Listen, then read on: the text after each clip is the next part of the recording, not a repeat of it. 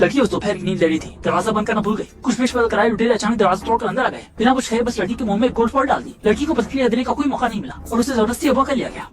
इसके तुरंत बाद उन्होंने लड़की को कसकर बांध दिया और उसे बेरहमी से कार के डिक्की में डाल दिया। ये सब करने के बाद लुटेरे कार में बैठे और अपने चेहरे से मास्क हटा दिए। हैरान कर देने वाली बात यह थी कि वे तीनों ही जवान लड़कियां थीं। इस वक्त वे स्पोर्ट्स कार चला रही थी तेज रफ्तार से और उनके चेहरों पर सफलता की संतुष्टि साफ दिखाई दे रही थी।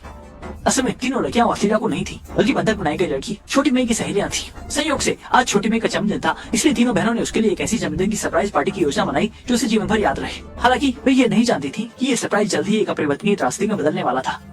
जैसे ही कार गंतव्य पर पहुंची, तीनों तुरंत ही दौड़कर डिक्की के पास गईं। वे बेसब्री से छोटू की प्रतिक्रिया को देखना चाहती थीं जब उसे यह सरप्राइज मिलेगा, और उन्होंने विशेष रूप से एक कैमरा तैयार किया, ये कहते हुए कि उन्हें छोटू की रफड़ी तस्वीरें रिकॉर्ड करनी ही होंगी। बिल्कुल उम्मीद नहीं थी कि जैसे ही उन्होंने डिक्की खोली, सामने का दृश्य देखकर वे पूरी तरह से स्तब्ध और हिलने डुलने से डर गई। सभी छोटी मारे तो बड़े भी।